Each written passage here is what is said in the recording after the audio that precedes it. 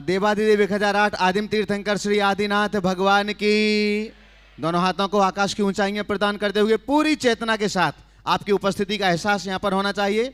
गुणायतन मूल नायक श्री चंद्रप्रभ भगवान की, परम शांति विधायक श्री शांतिनाथ भगवान की, चिंतामणि श्री पार्श्वनाथ भगवान की, वर्तमान शासन नायक श्री महावीर भगवान की, 24 तीर्थंकर भगवंतों की, संत श्रोमणी 108 आचार्य गुरुवर श्री विद्यासागर जी महामुनिराज की, गुणायतन प्रणेता शंका समाधान प्रवर्तक पूज्य मुनिवर श्री प्रमाण सागर जी महाराज की, पूज्य मुनिवर श्री अरह सागर जी महाराज की, सम्मेशकर की पावन तीर्थ धाम धरा पर स्थित गुणायतन परिसर, जहां से लोकप्रिय शंका समाधान के इस कार्यक्रम को पारस चैनल के माध्यम से आप सभी लोग और देश और दुनिया में अपने घरों पर टीवी सेट के सामने बैठे हुए सभी सुधी श्रावक देख रहे हैं, उन सभी का गुणायतन परिवार हार्दिक हार्दिक स्वागत एवं अभिनंदन करता है। बंधुओं, गुणायतन में आप सभी लोग देख रहे हैं, जिस जिनालय के समीप से आप यहाँ तक पहुँचते हैं, उस जिनालय में बन रही कलाकृतियों को आप देख रहे हैं, वेदियों को आप देख रहे हैं और संपूर्ण जिनालय को भी आप देख रहे हैं। यह पंचायतन शैली का जिनालय विश्व का एकमात्र जिनालय है जो अद्भुत है और कलाकृतियों से सराबोर भरा हुआ है। इसके साथ साथ ही दिव्य परमात्मा कुछ ही दिनों के बाद प्रतिष्ठित होकर के इस जिनालय में विराजित होंगे। इसके साथ साथ जैन धर्म के वस्तु तत्व को संक्षेप में समझने के लिए, जिनागम को संक्षेप में समझने के लिए, या यूं कहूं कि पोथियों को पलों में समझने की कला को बतलाने वाला अनुभव केंद्र भी पूर्णता की ओर है। जो गुणायतन के समक्ष बड़ी बिल्डिंग आपके लिए दिखाई देती है, वह अनुभव केंद्र है, जिसमें एक राइड के माध्यम से समोसरण दर्शन, जिसमें संपूर्ण परमात्मा के जीवन चरित्र को दर्शाया गया है।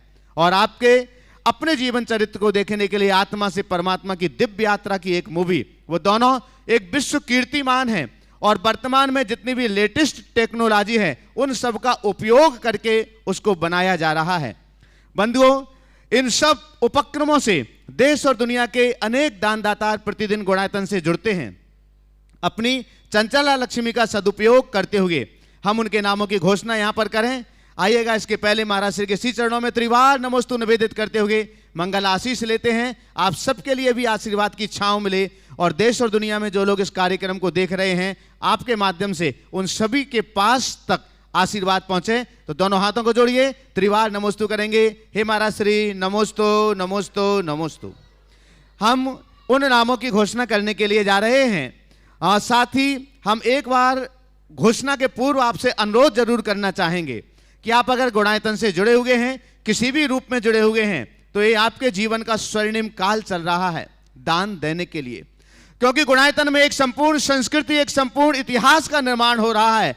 आने वाले जीवन काल में ही क्यों, इस समय भी जो बच्चे या आप लोग भी शास्त्र पढ़ने का समय नहीं है या शास्त्रों की भाषाएं आपको समझ में नहीं आती हैं, वो आप गुणायतन के अनुभव केंद्र में कुछ ही मिनटों में जाकर के जिनागम को समझ सकते हैं। गुणस्थान क्या होते हैं, परमात्मा क्या होते हैं, वो सारी चीजें आप वहां पर समझ सकते हैं। इसलिए दान देने के लिए स्वर्णिम काल है।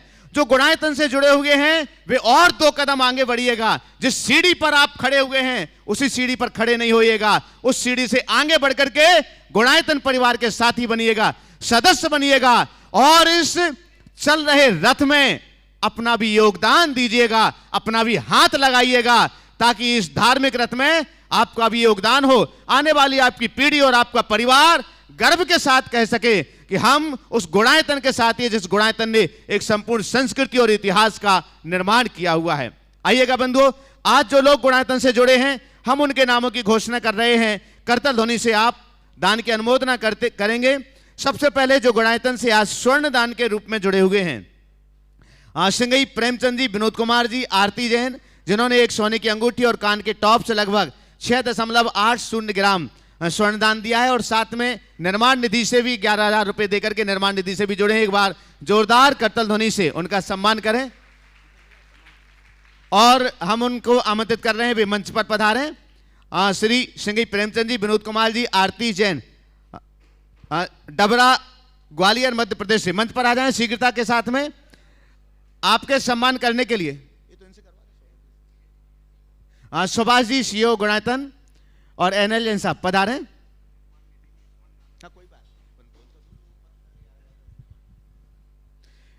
शीघ्रता करिए आने के लिए।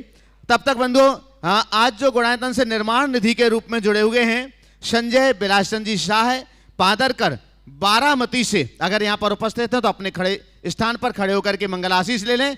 चलेगा, तालियों का अनुदान दीजिएगा।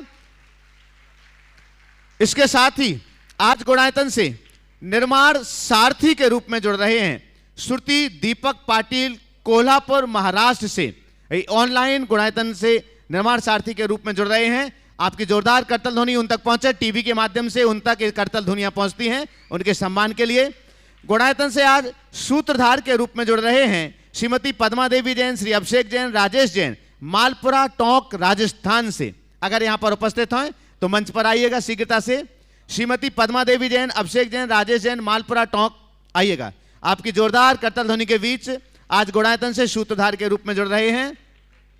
और आपके सम्मान के लिए आमंत्रित कर रहा हूं देवेंद्र जी अजमेरा, गया से हमारे बीच में गुणायतन ट्रस्टी, पधारिएगा सम्मान करने के लिए। और कपूर चंद जी कोटा से हमारे बीच में पधारे सम्मान करने के लिए। कपूर चंद जी कोटा शीघ्रता करेंगे सम्मान करने जो आ रहे हैं वो लोग भी, और जिनका सम्मान है। बंधुओं, जोरदार करतल ध्वनि से सम्मान करिएगा। आ जाते। सूत्रधार के ही रूप में गुणायतन से जुड़े हुए हैं श्री विमल चंद जी जैन, धर्मेंद्र जैन, श्रीमती भगवती बाई जी जैन, ग्वालियर मध्य प्रदेश से। अगर यहां पर उपस्थित हैं तो पधारे मंच पर। श्री विमल चंद जी जैन, धर्मेंद्र जैन, श्रीमती भगवती बाई जैन, ग्वालियर मध्य प्रदेश से। चलेगा, जोरदार करतल ध्वनि से सम्मान कीजिएगा। थोड़ा सा आगे बढ़ा उनको, 1 मिनट, थोड़ा सा आगे आ जाओ भैया। अच्छा, अभी और आ रहे हैं, ठीक है, आगे बढ़ जाए, थोड़ा सा आगे बढ़िएगा। गुणायतन से एक विमल चंद जी, धर्मेंद्र जी हैं, चलेगा, थोड़ा शीघ्रता कर लो भैया। मालपुरा वाले, समय इतना ही है क्योंकि बाकी लोगों को भी बुलाना। बुला लो, जल्दी से आ जाओ, ऊपर आ जाओ मालपुरा वाले। चलिए, जोरदार करतल ध्वनि से गुणायतन से सूत्रधार के रूप में जुड़े हैं। और द्वितीय सूत्रधार श्री विमल चंद जैन, धर्मेंद्र जैन, श्रीमती भगवती बाई जैन, ग्वालियर मध्य प्रदेश से पधारेंगे। आपका सम्मान करने के लिए आमंत्रित कर रहा हूं एनएल जैन साहब, कोषाध्यक्ष गुणायतन, पधारिएगा। और सुभाष जी जैन, सीओ गुणायतन, पधारेंगे। गुणायतन से आज स्तंभ के रूप में, उनको यहां खड़ा कर लिया तुम फटाफट से। गुणायतन से स्तंभ के रूप में जुड़ रहे हैं श्री प्रदीप जी रारा, श्रीमती चंदा देवी रारा, गुवाहाटी आसाम से। जोरदार करतल ध्वनि से उनका सम्मान करें। और अगर यहां उपस्थित हैं तो मंच पर पहुंचे श्री प्रदीप जी रारा, श्रीमती चंदा देवी रारा, गुवाहाटी आसाम से। शीघ्रता करें, मंच पर पहुंचेंगे।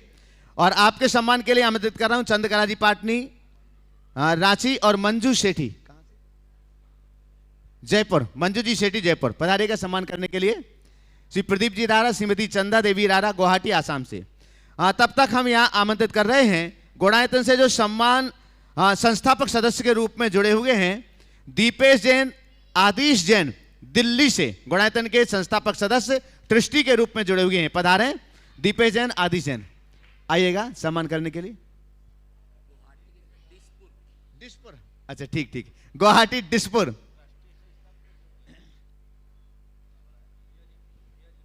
हाँ जी,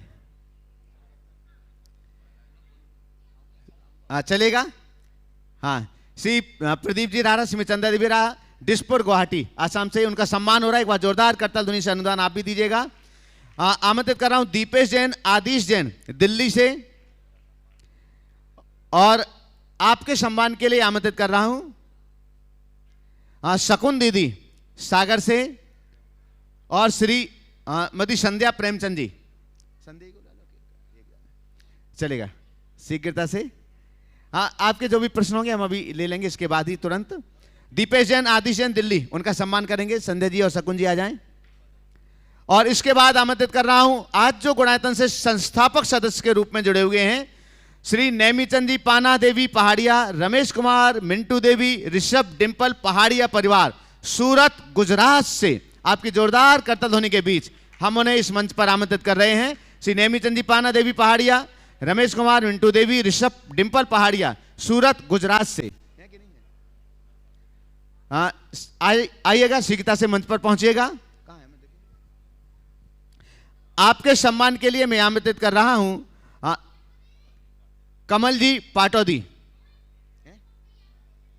निर्माण मंत्री गुणायतन, और एक नाम देवेंद्र जी अजमेरा गया पधारेंगे सम्मान के। आज जो गुणायतन से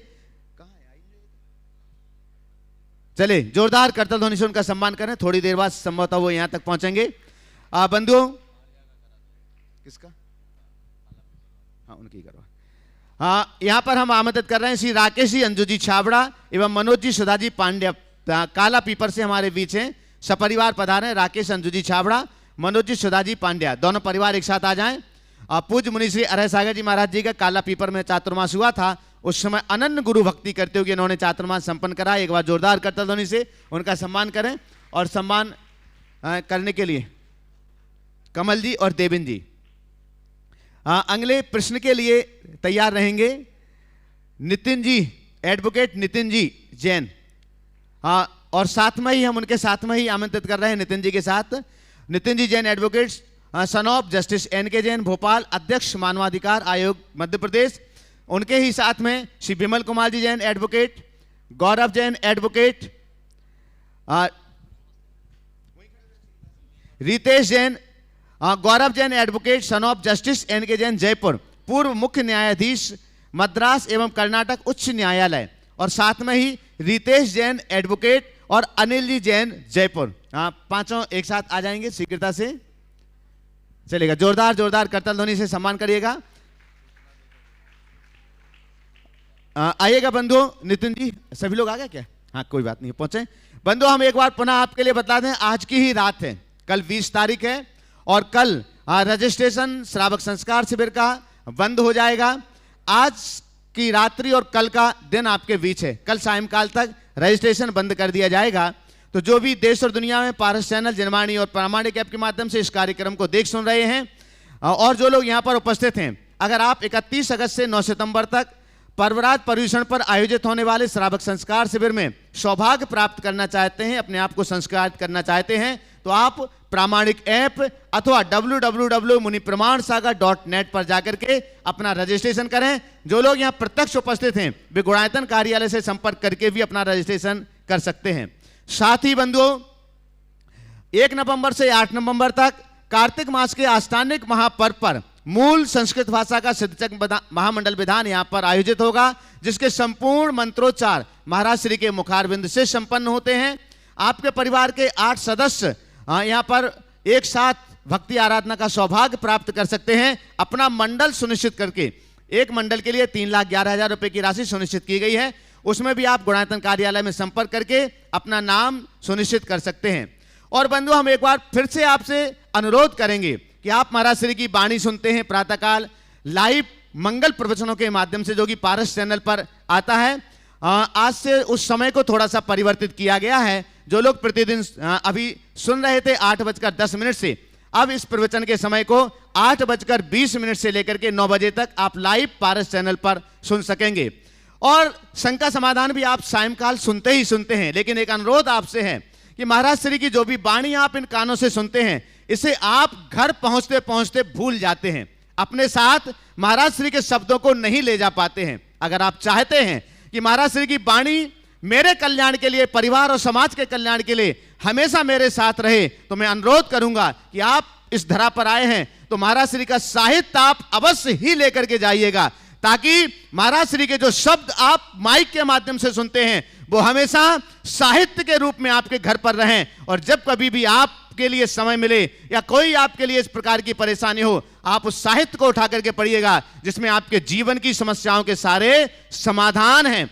और पूरा साहित्य अगर आप ना भी ले जा पाए तो भी जीवन की ABCD, जो अंग्रेजी वर्णमाला पर महाराज श्री के प्रवचन है, दिव्य प्रवचन है, और आज के प्रत्येक युवा के जीवन को परिवर्तित करने वाले प्रवचन है। आप उस साहित्य को अवश्य ही लेकर के जाएं। एक बार एडवोकेट परिवार का आप तालियों के साथ में सम्मान करिएगा। ये बंधु इनकी बड़ी परंपरा है, पिताजी भी हैं, पुत्र भी हैं और उनके भी हैं, तो 3 पीढ़ी यहाँ पर हैं। हमें जोरदार करताल ध्वनि के बीच नितिन जी अपना प्रश्न रखेंगे और इसके बाद में तैयार रहेंगी कल्पना छावड़ा, नलवाड़ी, आसाम।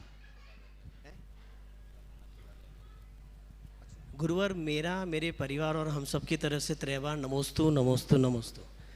गुरुवर, हम सब पेशे से वकील हैं और हमारे पास हर तरीके के आदमी आते हैं और उनका केस एनालिसिस करने के बाद में हमको पता पड़ जाता है कि ये सही है कि गलत है। उनका केस एनालिसिस करने के बाद में हमको ज्ञात हो जाता है कि ये सही है या गलत है, पर चूँकि हम हमारे कर्म से पीछे नहीं हट सकते और हमारे लिए हमारा क्लाइंट, हम उसके प्रति डेडिकेटेड रहते हैं और हमारे क्लाइंट के प्रति वफादार रहते हैं। तो अगर वो गलत है या सही है, हमको हमारा कर्म करना है, उसकी पैरवी करनी है। तो क्या उसका पाप हमको किस हद तक लग सकता है या उसका पुण्य हमको किस हद तक का लग सकता है, इसका मार्गदर्शन करें। देखिए, आप अधिवक्ता हो, अभिभाषक हो, आपका काम न्याय के लिए लड़ना है और न्याय दिलाना है। इस दृष्टि से अगर विचार किया जाए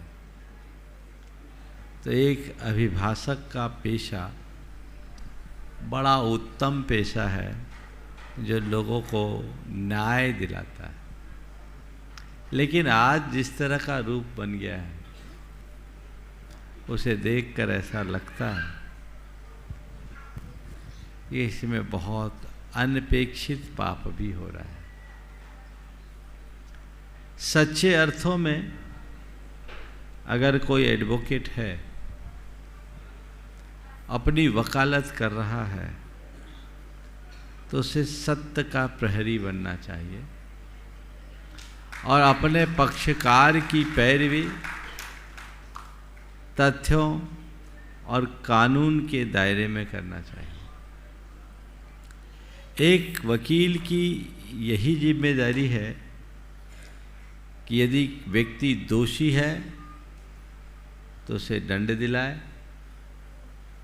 और यदि हमारा खुद का क्लाइंट दोषी है तो कानून के दायरे में रहकर जितना कम हो सके कम से कम दंड दिलाए।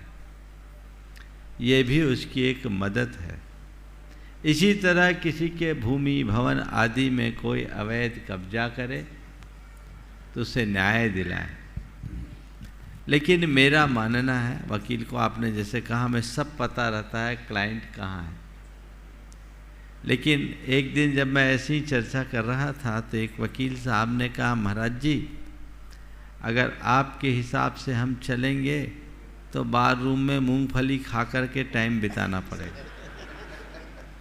समय में बड़ा बदलाव आ गया है, लेकिन अल्टीमेटली पाप तो पाप है। मैंने उनसे कहा, आपको पता है इस आदमी ने किसी लड़की से रेप किया है और आप उससे कह रहे हो चिंता मत करो, जमानत मैं दिलाऊंगा और केस भी खत्म करा दूंगा।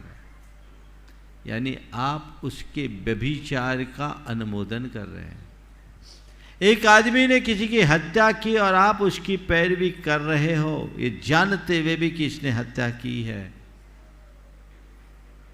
आप उसकी उस हत्या का अनुमोदन कर रहे हो। तो ये पाप आपके सिर पर जाएगा। मैं एक स्थान पर था, समाज की एक योजना थी। उस योजना में बहुत पुरानी बात है, लोग 25-25 हजार रुपए इकट्ठा कर रहे थे। उसमें भी कुछ लोगों ने लोन दिया, आज से लगभग 30 वर्ष पुरानी बात। वहीं पर समाज का एक बंधु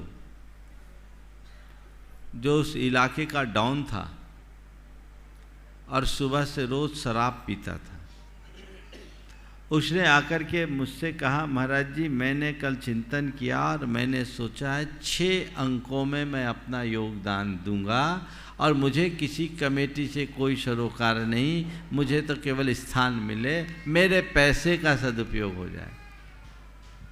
क्योंकि उस शहर में गए हुए मुझे 1 महीना ही हुआ था।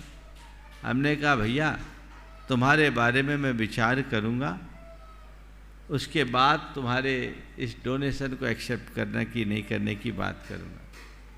मैंने कमेटी के लोगों से बात की और उस कमेटी में 2 लोग वहाँ के लीडिंग प्रैक्टिशनर एडवोकेट्स थे। उनने कहा महाराज जी इनका पैसा ज़रूर लेना चाहिए, इनके पैसे और हमारे पैसे में क्या अंतर है, वो अपराध करते हैं और हम उन्हें छुटाते हैं, हिसाब तो बराबर है। जिस संदर्भ में उन्होंने बात कही,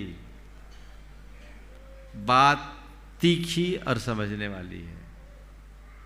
हर एडवोकेट को अपनी छाती पर हाथ रख करके देखना चाहिए और सोचना चाहिए कि कहीं मैं ऐसा गलत तो नहीं कर रहा हूँ। आज भी अगर लोग सत्यनिष्ठ हो, धर्मनिष्ठ हो, पाप भीरू हो तो अपनी वकालत कर सकते हैं एक निर्णय के माध्यम से। मैं सिविल के केसेस को लूँगा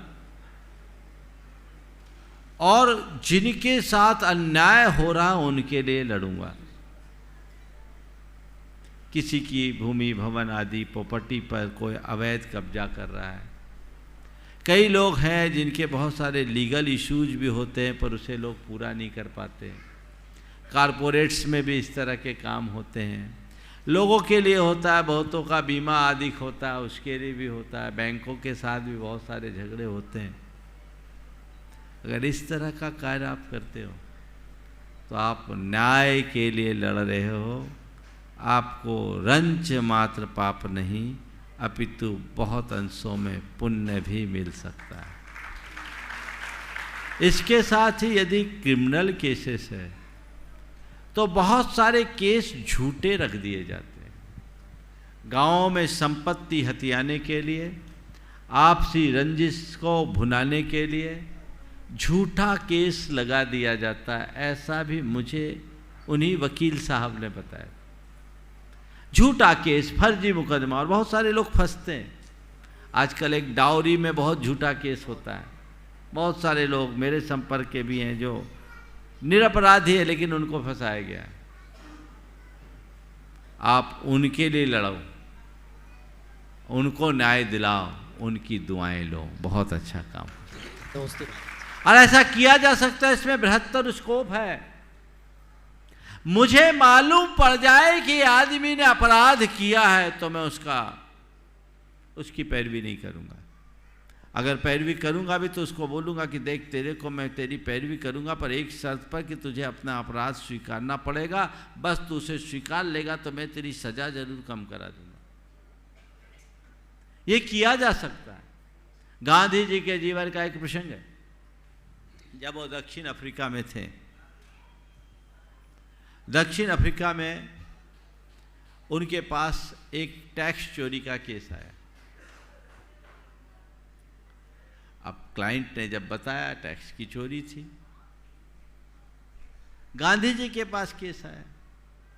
गांधी जी ने कहा भाई देख तूने टैक्स चोरी की है, इसका दंड तो तुम्हें भोगना ही पड़ेगा। तो उपाय क्या? बोले इसका एक ही उपाय। बोले क्या? बोले सत्य की शरण। तो सत्य की शरण करो, स्वीकार करो, इसे एक्सेप्ट करो। बोले फिर क्या होगा? तो बहुत बड़ी पैरा। बोले वो मेरी ऊपर छोड़ दो, मुझे विश्वास है जो सत्य के शरण में जाता है उसकी सर्वत्र रक्षा होती, तुम स्वीकार करो। गांधी जी ने उस व्यक्ति के केस की पैरवी की, क्लाइंट भी मान गया। जैसा वकील वैसा ही क्लाइंट होता है, मान गया। उनने पैरवी की और ये कहा कि हाँ इनसे ये गलती हुई। उस गलती की वजहों को गिनाया और कहा जो भी केस आप इसमें जो भी दंड हमें देना हम उसके स्वीकार करते हैं। कहते हैं अपने वादी के इस सत्यता से प्रभावित होकर जज ने उन पर बहुत थोड़ी सी पेनाल्टी की और अपने जजमेंट में लिखा कि इस आदमी ने जो गलती की है ये गलती की नहीं, गलती हुई है क्योंकि ये व्यक्ति सत्यनिष्ठ है, सत्यनिष्ठ गलती नहीं करता। उस फैसले को उस व्यक्ति ने अपने फर्म में मढ़वा के रखा और अपनी पीढ़ियों से कहा कि जीवन में जब कभी भी आगे जाना तो इसी तरीके से चलना। तो ये सत्यनिष्ठ व्यक्ति की पहचान है। यदि ऐसी दृष्टि हो तो बहुत कुछ अच्छा हो सकता है। नितिन भाई, मैं तुम्हारे माध्यम से तुम्हारे प्रोफेशन से जुड़े सभी लोगों से एक कहूँगा कि थोड़ा सा हमें संभलने की ज़रूरत है, थोड़ा ध्यान देने की ज़रूरत है। हालांकि न्यायिक प्रक्रिया आज के समय में दिनों दिन बड़ी बदनाम होते जा रही है। अब तो कुछ लोग ऐसा भी कहने लगे कि अब न्याय मिलता नहीं, न्याय। अब मैं आगे नहीं बोलूँगा, नहीं बोलूँगा, आप लोग समझ रहे हैं। बहुत सारी बातें हैं, अनुक्त सिद्ध है, इसलिए इन बातों पर हमें ध्यान रखना चाहिए। कल्पना जी छाबड़ा, नलवाड़ी, आसाम, तैयार रहेंगे। NL जैन साहब, कोषाध्यक्ष गुणायतन।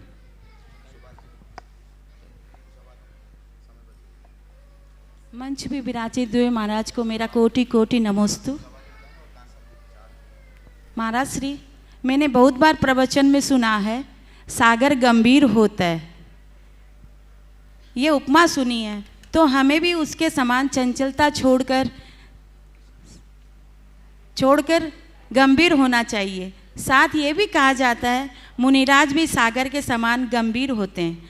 परंतु महाराज श्री, मेरा प्रश्न है कि अगर सागर गंभीर होता तो उसी समुद्र में कई बार इतनी भयंकर लहरें उठती है कि सब कुछ तहस नहस हो जाता है।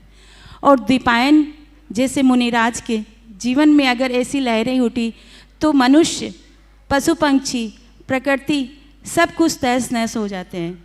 तब महाराज श्री, ये उपमा समुद्र और मुनि के लिए ठीक है या इस गंभीर शब्द का कुछ और शब्द है? देखिए, गंभीरता का जो उल्लेख है वो उसके स्वभाव की अपेक्षा है। और सागर में उठने वाली सुनामी या दीपायन जैसे महामुनियों का क्षोभ एक अपवाद है। अपवाद विकार स्वरूप होता है। हमें आदर्श को साथ लेकर के चलना चाहिए, अपवादों को नहीं। NL जैन साहब, कोषाध्यक्ष गुणायतन, आगे तैयार रहेंगे। सुभाष जी जैन, CEO गुणायतन।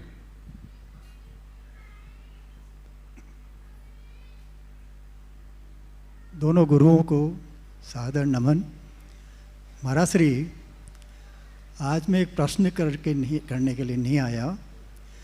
आज एक दुखद समाचार को लेकर के आपके पास आया हूँ।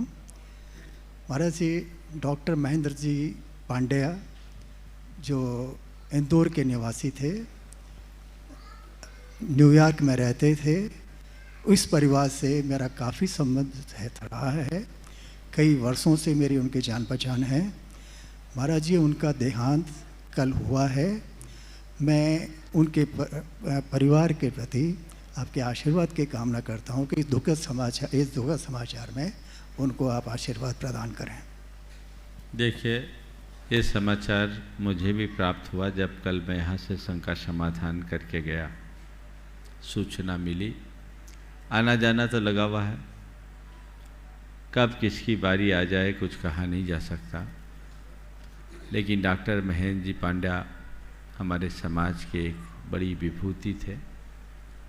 वो पिछले कुछ वर्षों से बीमार थे और पिछले 1-2 हफ्ते से कुछ ज़्यादा गंभीर थे।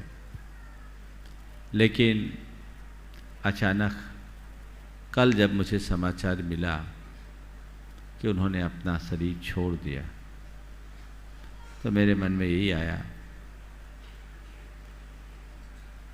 कि किसी के जीवन का कोई भरोसा नहीं किया जा सकता। वो लगभग 84-85 वर्ष की उम्र के थे, पर उन्होंने अपने इस जीवन में समाज के लिए जो किया वही सबसे बड़ी उपलब्धि है। वो गुणायतन के शिरोमणि संरक्षक थे और समाज में सर्वत्र उनका बहुमूल्य योगदान था, उसे कभी भुलाया नहीं जा सकता। सबसे बड़ी बात जो मुझे कल मालूम पड़ी उनके परिवार के द्वारा, डॉक्टर साहब और उनकी धर्मपत्नी आशा जी, ये दोनों की जोड़ी ऐसी जोड़ी कि जहाँ खड़े हो जाए वहाँ जो चाहे सो कर दो। बहुत भावना के साथ जुड़ा हुआ परिवार। वो कुछ दिनों से कोमा में थे। 4-5 दिन पूर्व मुझ तक सूचना आई, मैंने अपना संबोधन भी भेजा और कल उन्होंने बताया महाराज श्री आपके संबोधन के बाद उन्होंने आंखें खोली, शरीर से हरकत की, उनका सब त्याग भी कराया और डॉक्टरों के कथनानुसार वो बोल नहीं पा रहे थे पर सुन जरूर रहे थे। जो भी हो, मैं तो यही मानता हूँ अंत के समय में जिसके परिणाम संभल जाते हैं उसका कल्याण सुनिश्चित है। और उन्होंने अंत में जो किया सो किया ही, पूरे जीवन उन्होंने धर्म धारण किया, धर्म आराधना के साथ अपना जीवन बिताया। तो हमें ऐसे लोगों के प्रति अपना सद्भाव बना के रखना चाहिए। मैं पूरे परिवार को आशीर्वाद देता हूँ और डॉक्टर साहब आशा जी के साथ उनके दोनों बेटे संजय और राजीव को आशीर्वाद देता हूँ कि पिताजी चले गए पर अपनी विरासत के साथ बहुत बड़ा आदर्श छोड़ के गए हैं, जिन्हें अपने साथ लेकर के चलना और अपने जीवन को ऊंचा उठाने का प्रयत्न करना, वही आपके जीवन की एक उपलब्धि है। इसी के साथ मैं उस पूरे परिवार को आशीर्वाद दे रहा हूँ, आगे बढ़ते चलें और अपने जीवन को आगे बढ़ा सकें। ओम शांति। नमोस्तु महाराज श्री।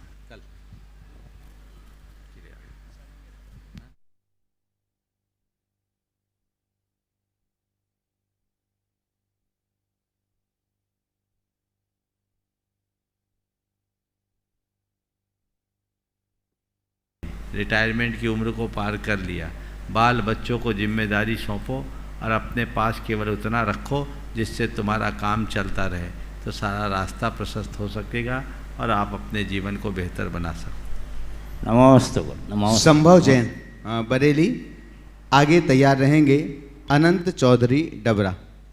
परम पूज्य गुरुदेव के चरणों में बारंबार नमोस्तु नमोस्तु नमोस्तु।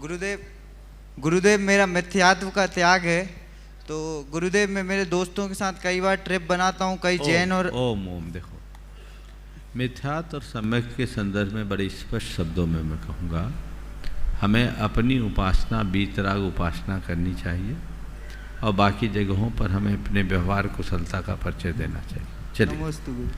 अनंत चौधरी डबरा, अंशुल सुमत कुमार जैन पृथ्वीपुर। आपके बाद में तैयार रहेंगे रीना जैन, देवेन जैन, दिलसाद गार्डन दिल्ली।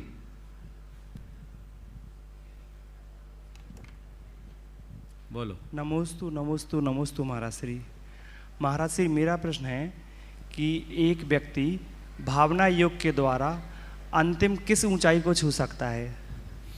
अगर सच्चे अर्थों में भावना योग को साकार कर ले तो सिद्धालय तक पहुंच सकता है। नमोस्तु।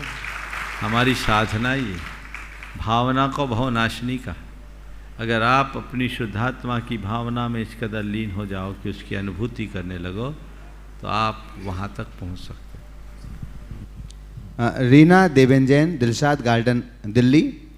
आगे तैयार रहेंगे प्रमोद जैन सिरोंज। गुरुवर के चरणों में मेरा, मेरे परिवार का और समस्त जैन दिल्ली दिलशाद गार्डन की तरफ से बार बार नमोस्तु गुरुवर, नमोस्तु नमोस्तु।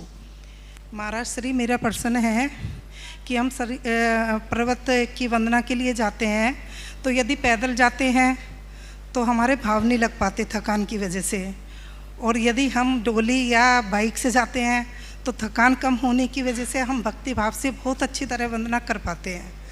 तो इसमें क्या सही है, हमें समझ नहीं पाते, इसका समाधान। मैं आपसे कहता हूँ मंदिर में गंदगी फैलाओ और उसके बाद मन लगा के पूजा करो, ये अच्छा है? या मंदिर में केवल नमन कर लो, गंदगी न फैलाओ, वो अच्छा है?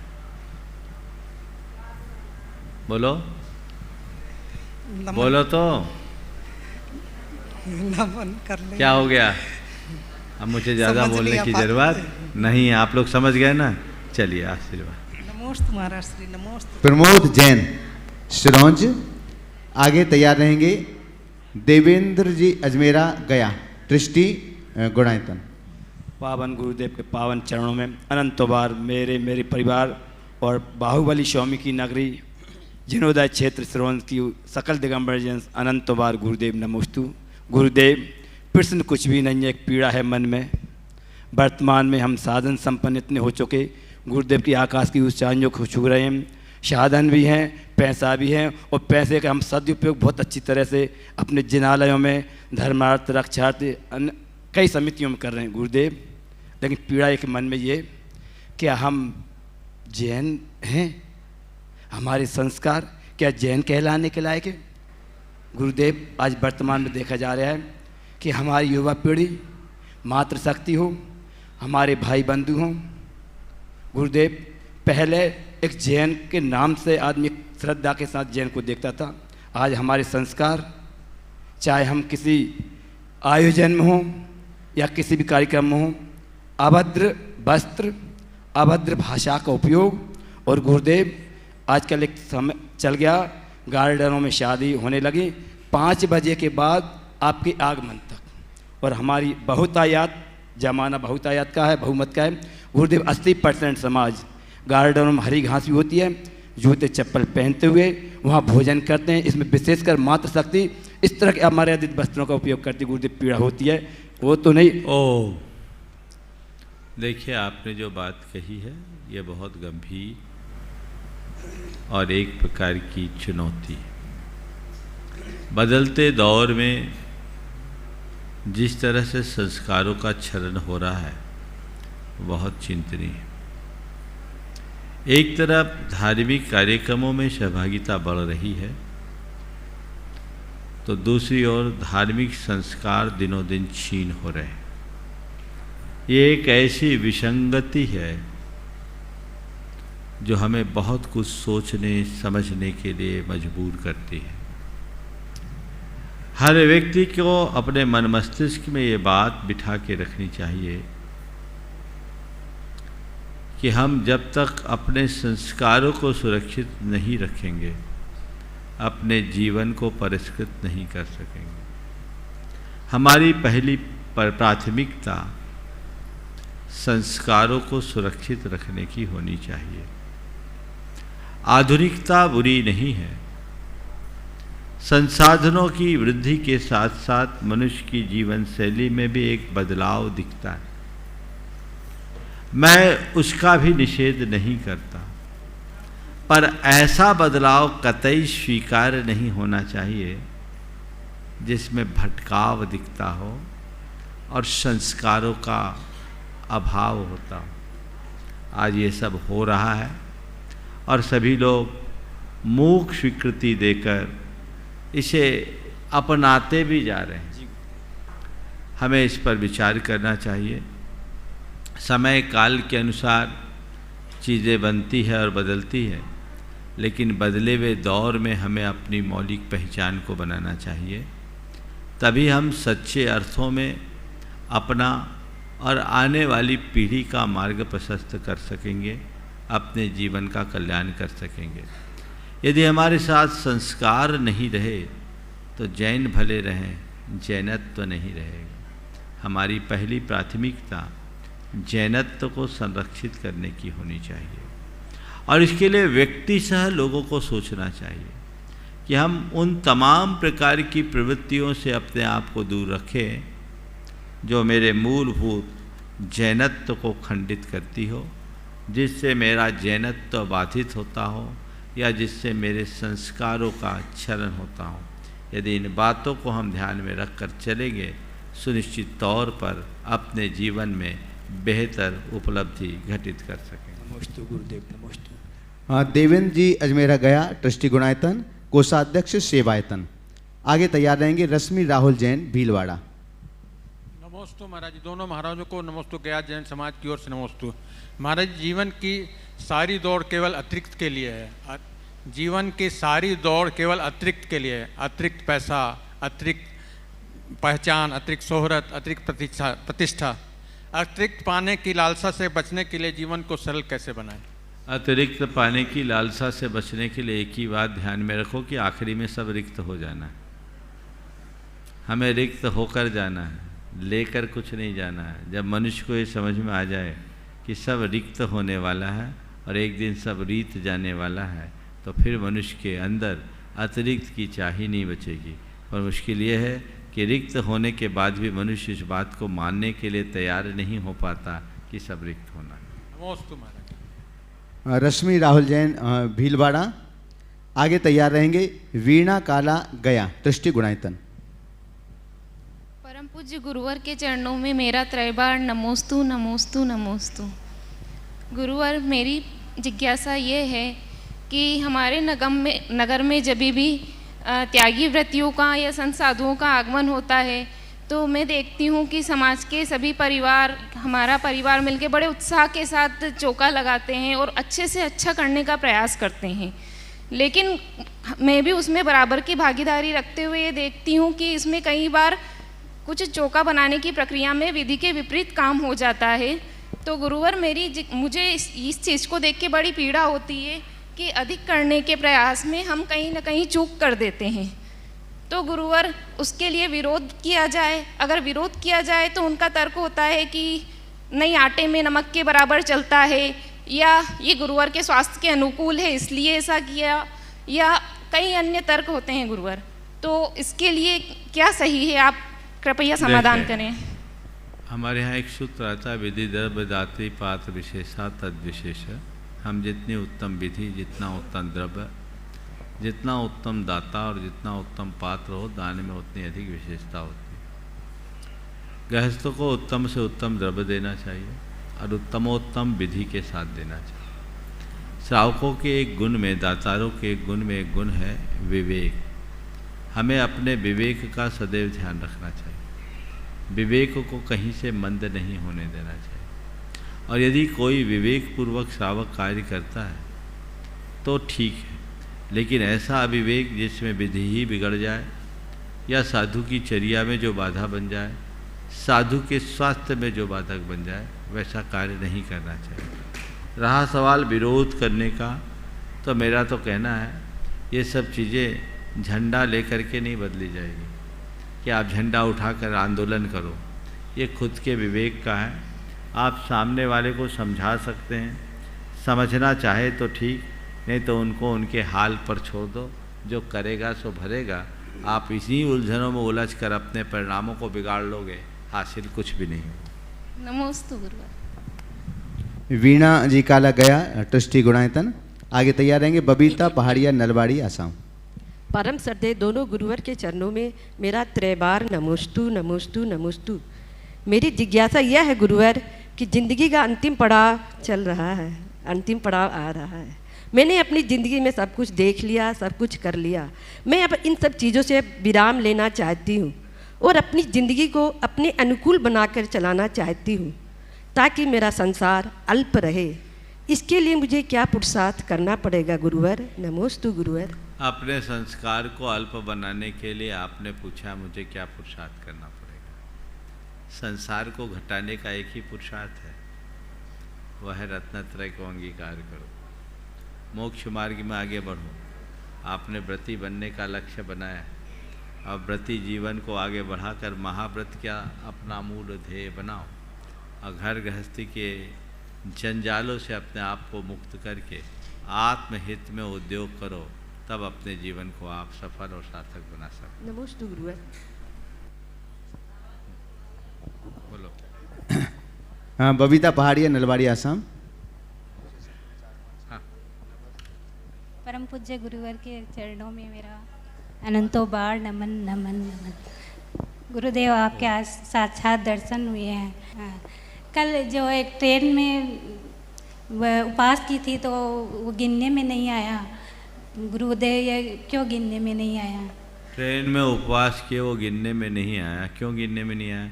उपवास तो करो, पर उपवास का मतलब उन दिनों भाग दौड़ मत करो, आरम सारम मत करो। ट्रेन में आप चली देख के चली गया। तो हमारा उपवास का मतलब क्या है? हिंसा से मुक्त होना, समझ गए? तो उस दिन हमारी प्रवृत्तियाँ रही और देव दर्शन आदि भी सुलभ नहीं हुआ। इसलिए ट्रेन आदि की उपवास को करना तो चाहिए पर गिनना नहीं चाहिए।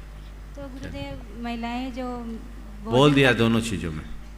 हमारा से देश और दुनिया में इस कार्यक्रम को सभी लोग देख रहे हैं, तो उनके भी भावना होती है कि हमारे प्रश्न भी महाराज श्री के श्री चरणों तक पहुँचें। इसलिए कुछ ऑनलाइन प्रश्नों को आपके श्री चरणों में रख रहा हूँ।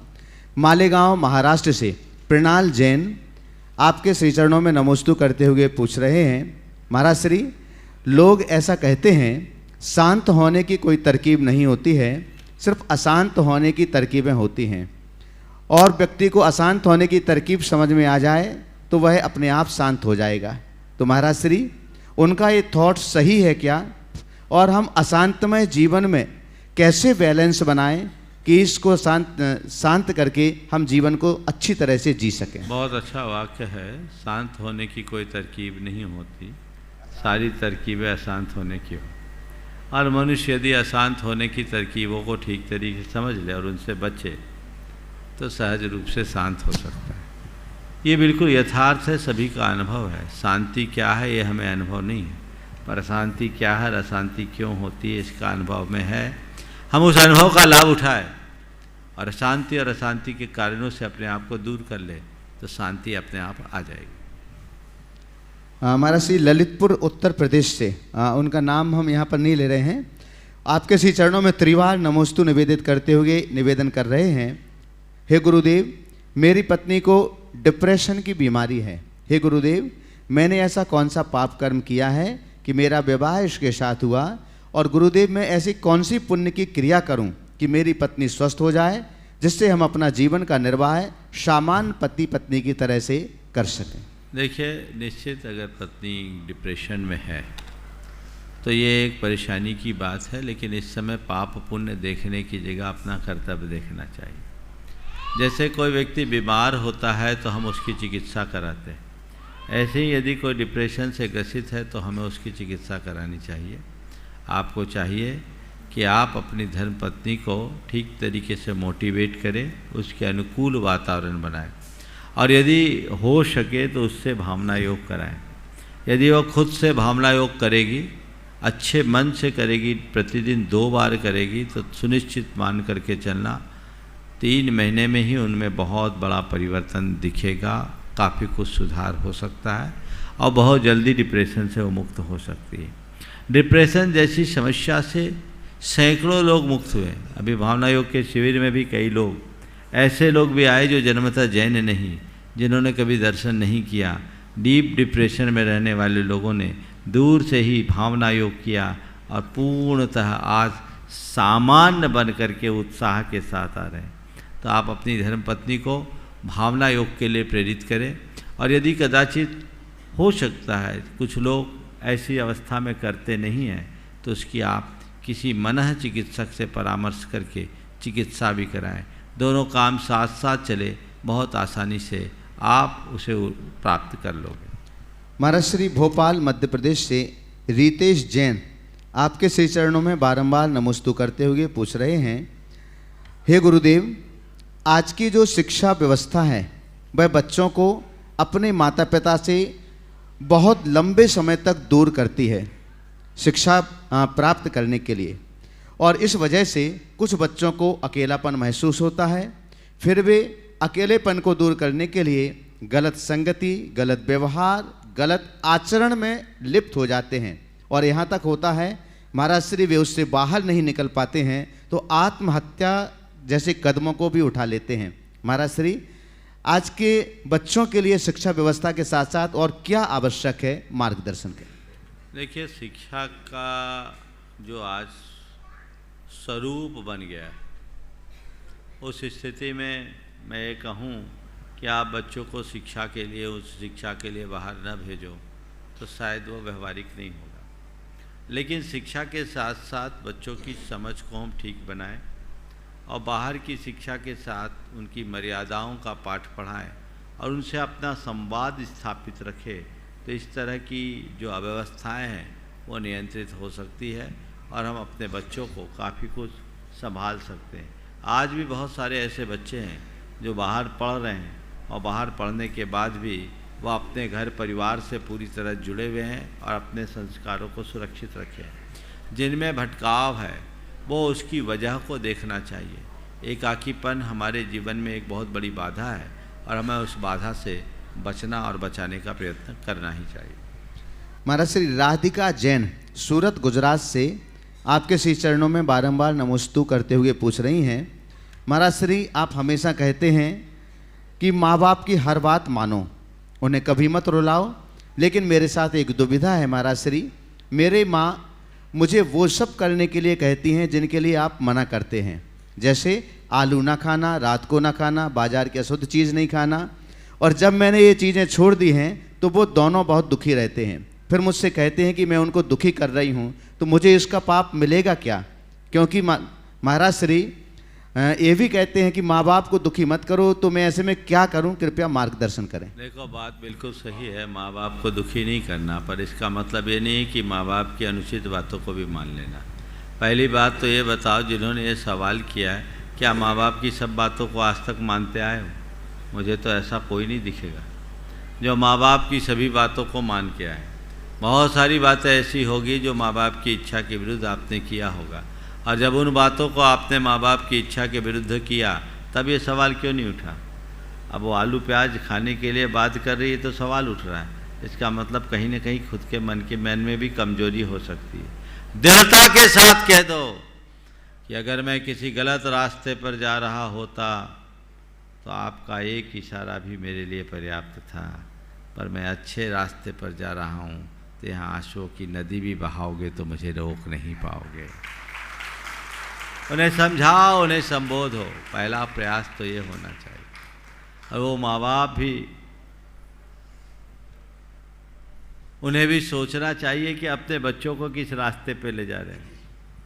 अगर बच्चे इन सब चीज़ों के त्याग का रास्ता अपनाते तो माँ बाप को खुद सोचना चाहिए और अपनी समीक्षा करके निर्णय लेना चाहिए कि नहीं, मुझे भी इस रास्ते से बचना है, मुझे अच्छे रास्ते पर चलना है। खुद त्याग की प्रेरणा लो, ये तो फिर भी ठीक है, लेकिन खुद त्याग न करो और उल्टे रास्ते पर चलो, ये अच्छी बात नहीं है। देखिए क्या होता है, मैं जब भोपाल में था वहाँ शिविर लगा, शिक्षण शिविर था, 3000 बच्चों का शिविर था। उस समय वैनाड़ा जी थे, 1995 की बात है। उस शिविर में 5 सेक्शन अजैन बच्चों के थे। कार्यक्रम के समापन के बाद वहाँ के आकाशवाणी के डायरेक्टर थे महेंद्र जी चौधरी, उनके साथ एक मित्र आए, वो दीक्षित थे, चार्टर्ड अकाउंटेंट थे। उनको लेकर आए और उन्होंने मुझसे कहा, महाराज जी इनकी बात सुनो, ये हमसे कहते हैं कि तुम्हारे महाराज ने शिविर क्या लगाया, हमारा तो खाना बंद करा दिया, खाना मुश्किल हो गया। मैंने पूछा, भाई आपके खाने से क्या संबंध? बोला, महाराज जी हमारी 6 साल की बिटिया आपके शिविर में आई और उसने रात्रि भोजन छोड़ दिया। अभी ताली मत बजाओ, पूरी बात सुनो। 6 साल की बिटिया ने रात्रि भोजन छोड़ दिया, पर महाराज मैं रात में खाता था, दीक्षित ब्राह्मण, मैं रात में खाता रहता था, और जब मैं रात में खाऊं तो ये मुझसे कहती है, पापा आप रात में क्यों खा रहे हो, इसमें तो जीव हत्या है, रात में अन्न मांस की तरह और पानी खून की तरह होता है, पापा आप ये क्या कर रहे हो। पहले तो मैं इसे एक दिन समझाना चाहा, पर बाद में मुझे लगा कि आखिरकार मेरी बिटिया तो ठीक कह रही है।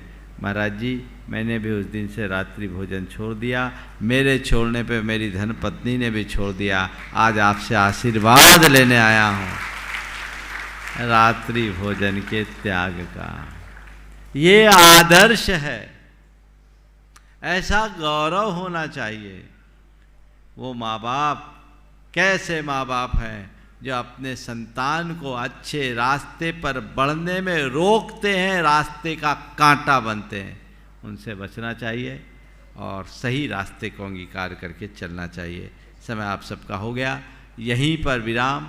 बोलिए परम पूज आचार्य गुरुवर श्री विद्यासागर जी महाराज की जय जय जय।